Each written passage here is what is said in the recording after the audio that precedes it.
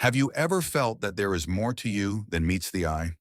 A hidden depth, a mysterious current running beneath the surface of your daily thoughts and feelings?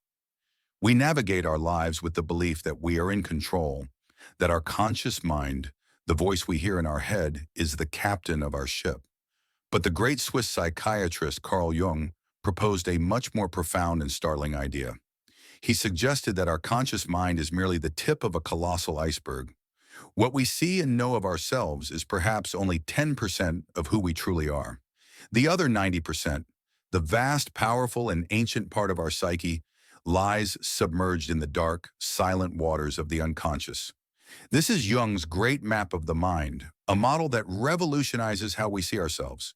He divided this iceberg into three distinct layers: the small, visible tip, which he called the conscious mind; the murky layer just beneath the surface, the personal unconscious; and the immense, deep, and ancient base that connects all of humanity, the collective unconscious. This journey we are about to take is a deep dive beneath the surface of your own mind. We will explore the hidden rooms of your personal history, the forgotten memories and suppressed feelings that secretly shape your life. And then we will venture even deeper into the shared ocean of human experience, the realm of myths, symbols, and archetypes that have whispered to humanity for millennia. Understanding this map is not just an intellectual exercise. It is the key to unlocking your true potential, healing your deepest wounds, and understanding your connection to something far greater than your individual self. So take a deep breath. We are about to dive into the iceberg of your mind. Let us begin at the top, with the part of ourselves we know best, the tip of the iceberg. Jung called this the conscious mind, and its center is the ego. The ego is your sense of I. It is the voice of your thoughts, the seat of your identity, your awareness, and your willpower. It is the logical, rational part of you that makes plans, sets goals, and navigates the challenges of the external world. Think of the ego as the lighthouse keeper. It stands in a tall tower, and its beam of light, your conscious attention, illuminates one small part of the vast, dark ocean of reality at a time.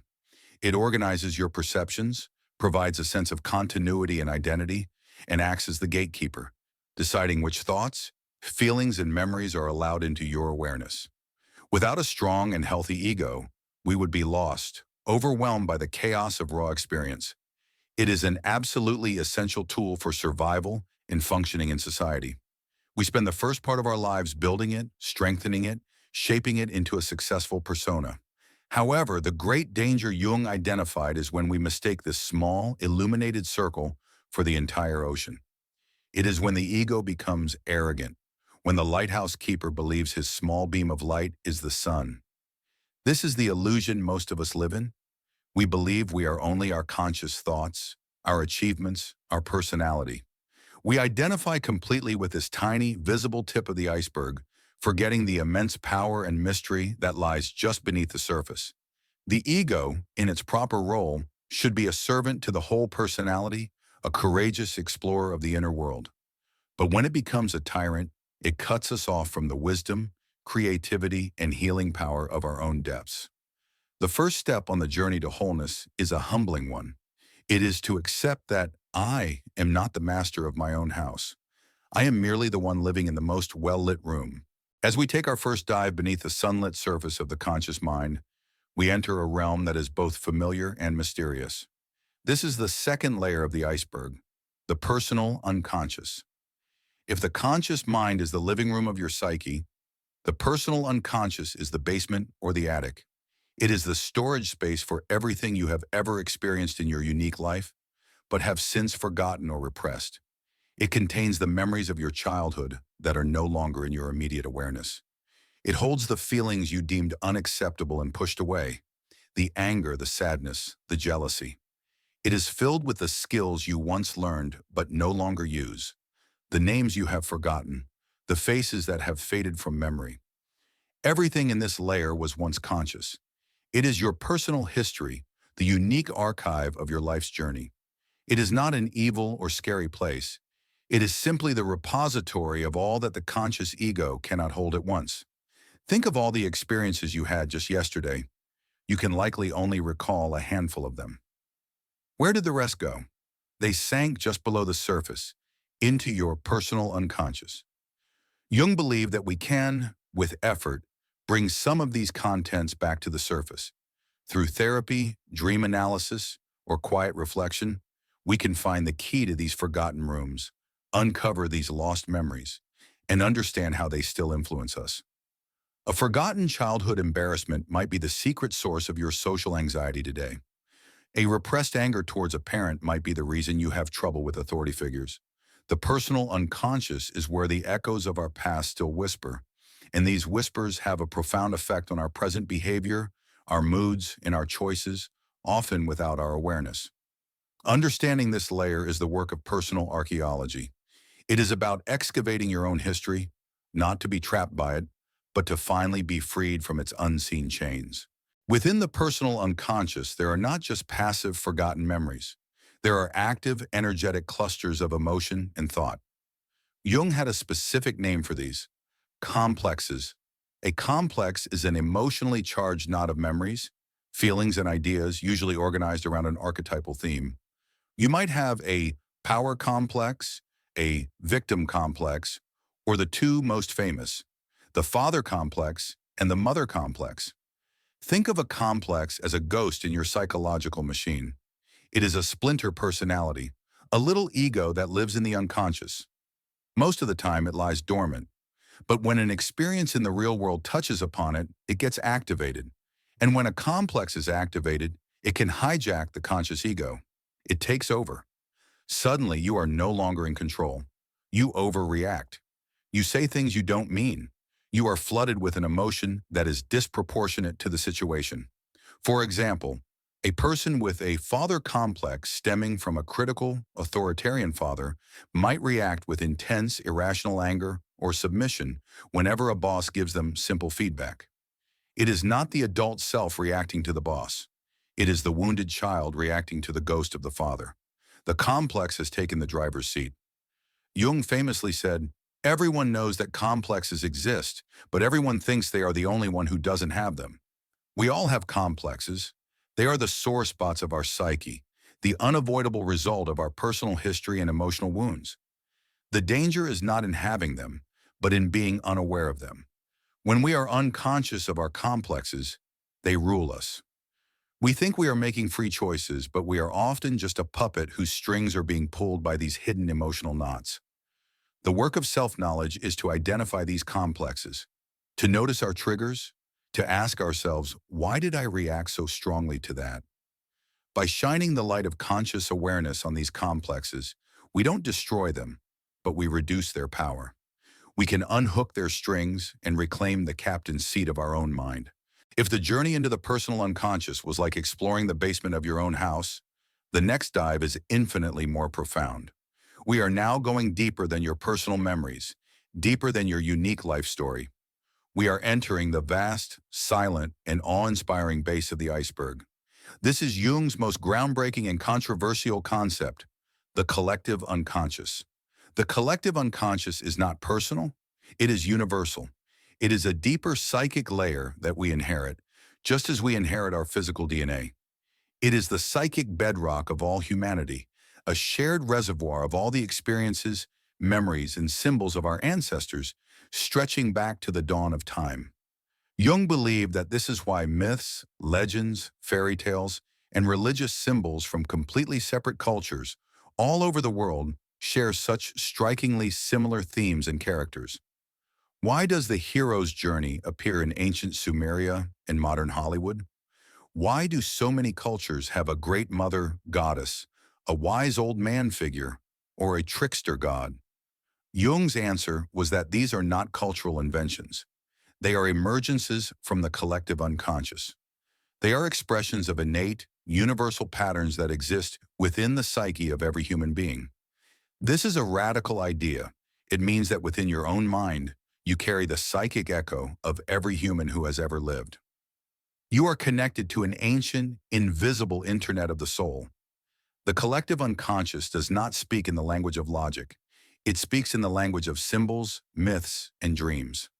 When you have a dream that feels profoundly meaningful, filled with strange figures and powerful emotions that don't seem to come from your daily life, you may be getting a message from this deep collective layer. It is the source of our deepest instincts, our most profound spiritual intuitions, and our most powerful creative inspirations. It is the ocean of which we are all a single drop. To explore it is to realize that your personal story is part of a much, much larger human story. How does this vast, impersonal, collective unconscious express itself? Jung proposed that it does so through archetypes. If the collective unconscious is the psychic DNA of humanity, then the archetypes are the specific genes within that DNA. An archetype is not an image or a memory itself. It is an innate, universal pattern or potential for a certain type of experience, thought, and behavior. It is a psychic blueprint. Think of it this way. No one teaches a baby to recognize a mother. The potential to recognize and respond to a nurturing, mothering figure is an inherited archetypal pattern. The specific mother a baby has is personal, but the idea of the great mother is a universal archetype. These archetypes populate our myths, our religions, and our dreams. There is the archetype of the hero, the pattern of the one who confronts darkness, slays the dragon, and brings a gift back to the community. There is the wise old man, the pattern of guidance, knowledge, and wisdom. There is the trickster, the pattern of chaos, rule-breaking, and unexpected change. These are not just characters in stories. They are active, living forces within our own psyche. When you feel a sudden surge of courage to face a great challenge, you are activating the hero archetype within you. When you give wise advice to a friend, you are embodying the sage. These archetypes are the psychic organs of the soul, the fundamental patterns that give our lives meaning and structure. They are the universal grammar of human experience. Just like the personal complexes, we can be possessed by an archetype. A man who identifies too strongly with the hero archetype might become reckless and self-sacrificing. A person possessed by the trickster might become a chronic liar and saboteur. The journey of individuation is about building a conscious relationship with these powerful inner figures, to draw on their strength without being consumed by them. It is about recognizing the ancient, mythic patterns that are playing out within your own modern life. Of all the archetypes that dwell in the collective unconscious, one is so important, so powerful, and so close to us that Jung dedicated much of his life's work to it. This is the archetype of the shadow. The shadow is everything within us that we have disowned, repressed, and refused to acknowledge. It is the dark side of our personality, but dark does not necessarily mean evil. It simply means hidden from the light of consciousness. The shadow contains all the primitive instincts, the selfish desires, the irrational rages, and the socially unacceptable feelings that our conscious ego and our social mask, the persona, find too threatening to admit. Every quality we pride ourselves on has a corresponding opposite that gets relegated to the shadow.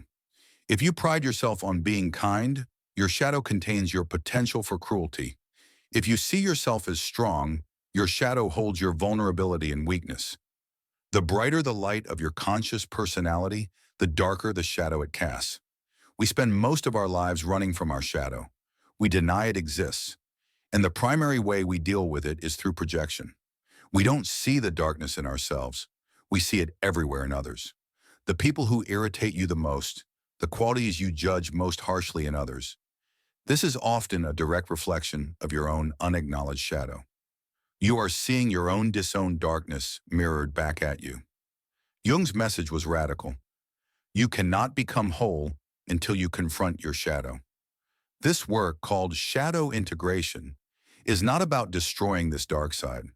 That is impossible, and it would leave you a flat, one-dimensional being. The goal is to bring it into conscious awareness, to own your darkness, to acknowledge your potential for anger, jealousy, and selfishness without being ruled by it. Paradoxically, the shadow is not just the source of our negativity. It is also the container of our greatest untapped power. Buried in the darkness are our raw life force, our creativity, our authenticity, and our deepest strengths. To integrate the shadow is to reclaim this lost energy. It is a courageous journey into your own darkness to find your own hidden gold. As we continue our exploration of the archetypal world, We encounter a pair of figures who are fundamental to our relationships, our creativity, and our spiritual life. These are the anima and the animus. Jung proposed that every person has a psychological gender that is opposite to their physical sex. The anima is the unconscious inner feminine side of a man. The animus is the unconscious inner masculine side of a woman. These are not about gender identity in the modern sense. They are archetypal energies. The anima in a man represents his capacity for relationship, his intuition, his creativity, his connection to nature, and his emotional life. The animus in a woman represents her capacity for logic, reason, assertion, courage, and focused consciousness. In the first half of life, we are often unconscious of these inner figures, and just like the shadow, we project them. A man will project his own ideal, unconscious anima onto a real woman. This is the experience of falling in love at first sight. He is not seeing the real person, he is seeing the embodiment of his own soul, his anima. A woman will project her animus onto a real man, seeing him as the embodiment of strength, wisdom, or authority that she has yet to develop in herself. This is why our early romantic relationships are often so intense and so fraught with disappointment. We are not in a relationship with another person, we are in a relationship with our own projection. The work of individuation is to withdraw these projections. It is the journey of a man consciously developing his own feminine qualities of empathy and intuition, and a woman developing her own masculine qualities of logic and assertion. This does not mean a man becomes less masculine or a woman less feminine. It means they become more whole. A man who has integrated his anima is still a man, but he is a man with a heart capable of deep connection and creativity. A woman who has integrated her animus is still a woman, but she is a woman with a sharp mind, capable of powerful assertion and clear direction. The inner marriage of these two figures is what Jung called the conjunctio, the sacred union of opposites that creates a whole and balanced soul.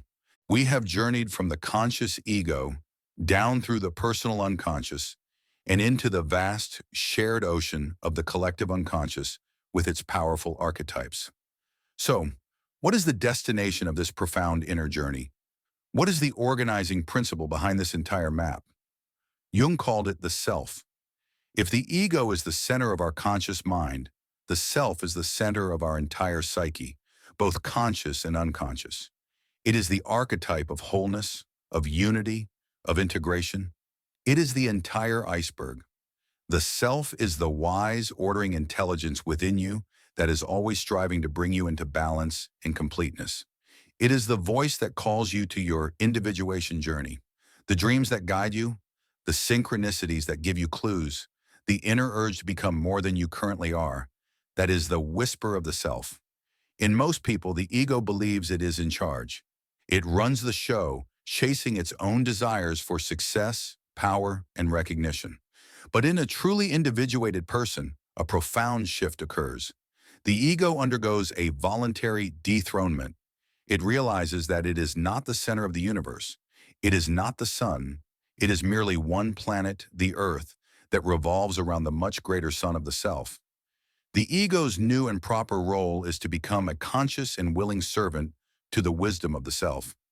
It is to listen to the messages from the unconscious, from dreams, from the body, from intuition, and to help manifest that deeper wisdom in the world. This is not about destroying the ego. It is about putting it in its right place. A person living from the self is not arrogant, but grounded. They are not perfect, but whole. They have a quiet confidence, a deep sense of purpose, and an unshakable connection to their own inner truth. They have built a bridge between the conscious 10% and the unconscious 90%. They have embraced their shadow, integrated their anima or animus, and aligned their personal will with the will of their deepest, wisest core.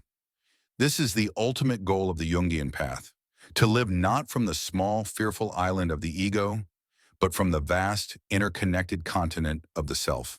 We have reached the end of our deep dive, our journey through Jung's remarkable map of the human psyche. We have seen that the conscious mind we inhabit every day is just the sunlit tip of a vast and mysterious inner world. We have explored the hidden basement of our personal unconscious, with its forgotten memories and emotionally charged complexes.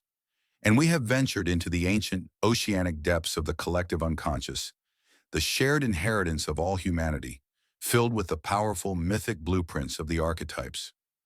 So what do we do with this knowledge? We must remember the central, empowering message. You are not just the tip of the iceberg. You are the entire iceberg. You are not just your conscious thoughts and your carefully constructed personality.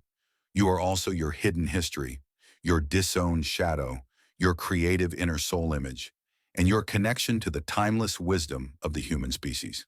The great work of life is not to fear the depths or to pretend they don't exist. It is to build a bridge. It is to learn to listen to the whispers from below the surface through your dreams, your intuitions, and your emotional reactions. It is to have the courage to face your shadow and reclaim the power hidden within it. It is to balance the four functions of your mind so you can perceive the world with both clarity and vision and make decisions with both logic and heart. This is not a journey that is completed overnight. It is the work of a lifetime. But it is the most meaningful work you will ever do. It is the journey from being a fragmented, conflicted person ruled by unseen forces to becoming a conscious, integrated, and whole individual. It is the journey home to the vast, wise, and powerful self that has been waiting for you all along in the profound and silent depths of your own beautiful mind. The exploration has just begun.